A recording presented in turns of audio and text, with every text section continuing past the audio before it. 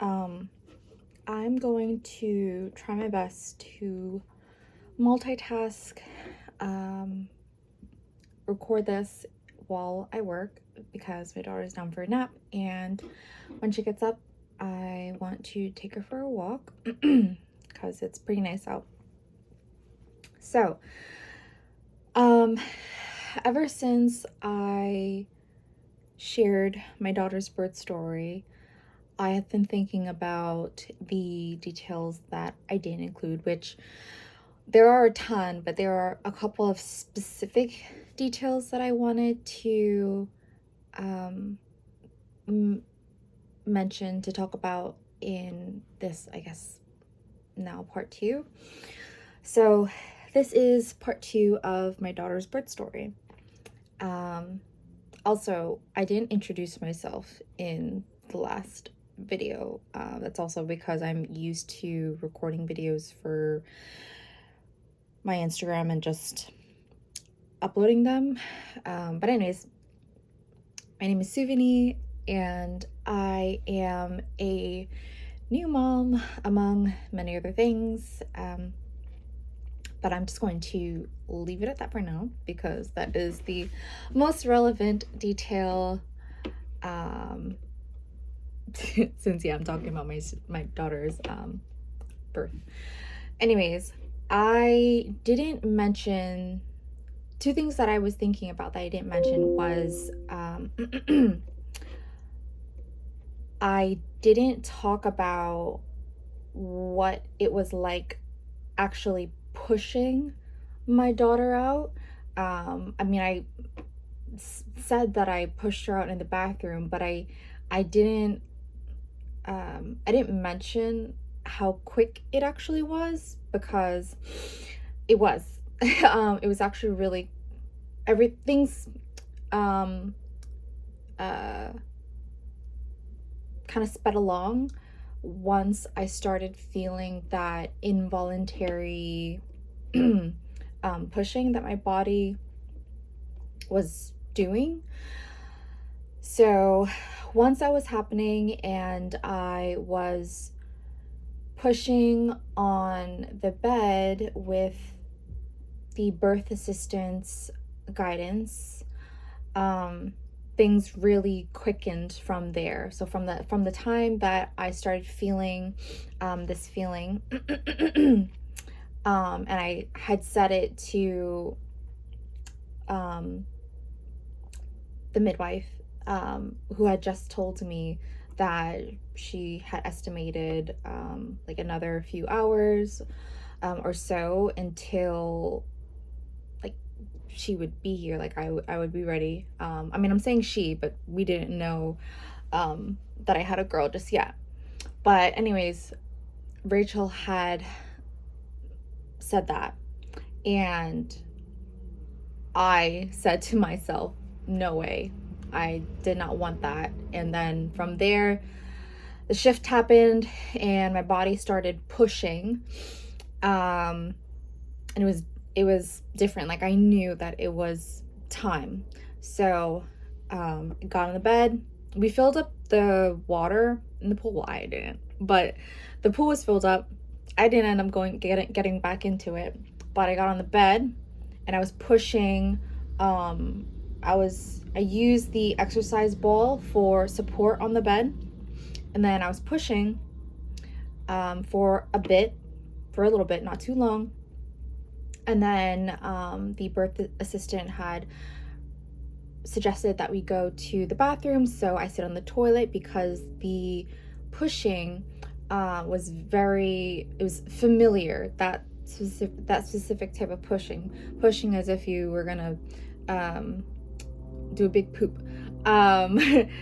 So we went to the bathroom, I sat on the toilet and I was pushing on there, and things quickly I was gonna say quickly escalated, but I don't know if that's right.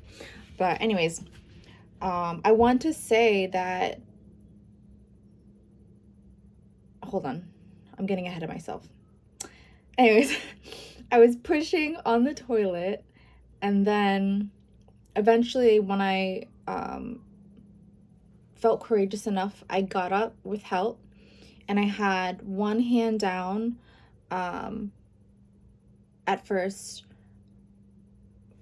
and I could feel her head. And then shortly after, like I don't remember all the specifics, like the timing, but all I know is it didn't take very long. Like everything happened very quickly, which is why I'm so glad that the doula went to go get my partner and brought him, so that he was there to witness our daughter's birth. Yeah, everything happened really quickly. And I was thinking about this yesterday. I don't really remember. I mean, just like I don't entirely remember what exactly, like, the pain of labor, even though I know that it was very painful. I can remember that much, but I don't recall feeling that ring of fire that they call it. I mean, I probably did feel it, but it wasn't so bad, and it happened so quickly. And I don't know if it's due to the intensity of labor and the contractions and what I was experiencing in my lower back, my tailbone, that made this feel like nothing. But actually, like, her coming out, she came out very quickly. Like once her head was out, the rest of her came out, and it was just that quick and easy. So I'm very grateful for that. After such a long labor, I'm glad that that portion was just shoop. And then, yeah, immediately after she came out, everything was forgotten. Everything was forgotten, and I had my baby in my arms, and that was that. I think there was something else. What else? Oh, I did also want to mention when I said in the previous video that the contractions were so intense they were debilitating. What I didn't mention is that I found it very hard, very difficult for me to walk on my own. And so whenever I walked around, I had someone assisting me. Yeah, so whether I was going to the bathroom, whatever the case was, I always had someone with me, like one or two people at all times. So yeah, I had a really, really great support team with me. And I give them all the credit for being there with me for as long as they were, and having faith in my ability to continue, when they were also at the same time witnessing how fatigued I was getting, had gotten, and how intense that they were for me. I was also thinking that, I said in the last video, I said that I was yelling, but then I looked up, even when I said it, I'm like, I don't think that that's the right word. But I didn't necessarily want to say screaming either, because screaming, I guess, to me just sounded so intense, which is also why before like in the weeks to come, the weeks leading up to yeah, I had said that I wasn't going to scream. Like, when someone said, because I had planned to give birth at home, and everyone in the house was aware. Well, at least maybe not the tenants in the back, but the rest of the family here was aware. And the one of the family members was talking about, me screaming, and they were like joking around, like saying like, oh, like you're probably going to be screaming or something like that. And I didn't want to be told what my experience was going to be like, because when I this was my first. This was my first, and so I didn't know what it was going to be like. I didn't know what to expect, but I didn't appreciate being told that. So I was like, no, like, I'm not gonna be, I don't think I'm gonna be screaming. Like, maybe I'll be loud, but I don't think I'll be screaming. But I ate my words, because I did end up screaming, or at least hollering. Like, I was very, very loud. But that's fine. I don't feel like, I'm not embarrassed, because what I endured, just like all the mothers before me who have given birth and have had similar experiences, was truly the most intense event, experience that I had ever gone through. And so there is nothing to be embarrassed about. I did fucking I did that. And after the fact, I felt I felt really proud of myself. I mean, I felt some mixed emotions, but I remember Rachel telling me, I did so great, and how, just, I felt like she gave me more credit than I deserved, because she said I did so great and I wasn't complaining, but I felt like I was complaining. Because it was hurting, and I was very loud, and I was saying all these things. I remember, she had, they were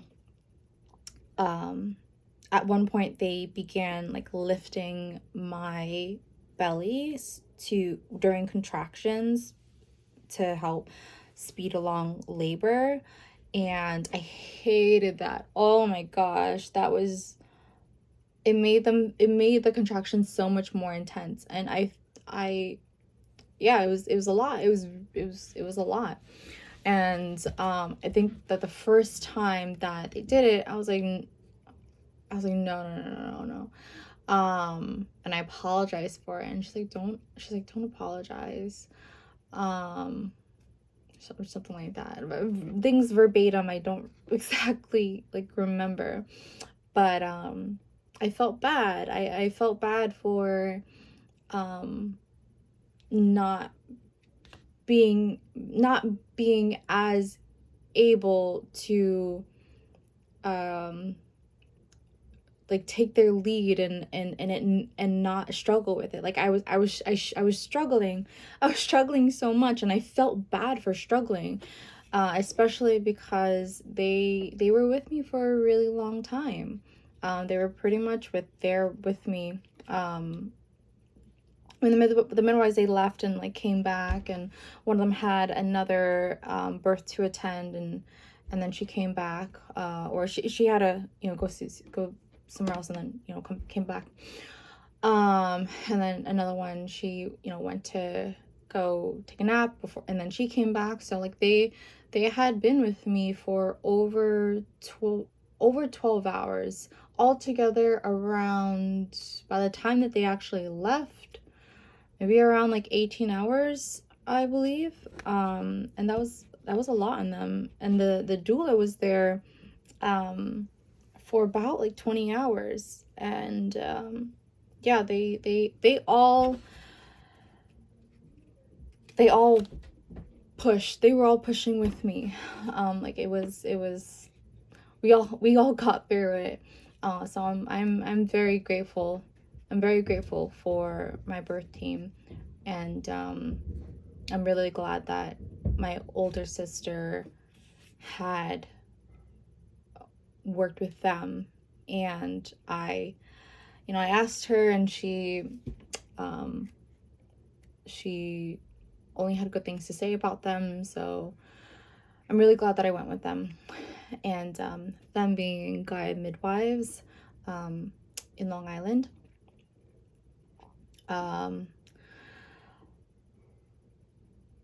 Let's see. I'm debating whether or not to speak more or make a separate video on them, but I kind of want to make a separate video about my experience as a whole with Gaia Midwives.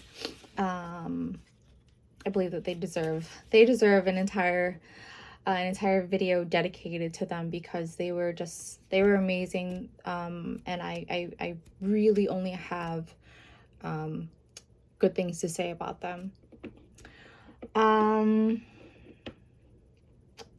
Is there anything else? I think that could be it, but again, I could think about more things that I might want to share, but you know, usually what I would do is I'll watch an entire video before or after sharing it, but I realized that I overthink I overthink what I say and the execution of it, and I for the time being I don't necessarily want to do that. Later on, when I'm doing maybe different vlogging videos, maybe I'll actually go through it, edit it, or have someone else do it, just to pass that on, delegate that. But for now, I just want to share and have it come from this place that isn't necessarily rehearsed and is more just inspired, and you know, whatever I feel called to share is what I share, and it's raw, and yeah. So I'm gonna leave it there, and I mean, if anything else comes up, then I'll make part 3. But I mean, yeah, there's I read somewhere that the processing birth is, that processing can be over the span of years, and I definitely feel that in so many levels. So yeah, this isn't the last time that I'm going to talk about it, share it, and so forth. So anyways, thank you for listening, and until next time.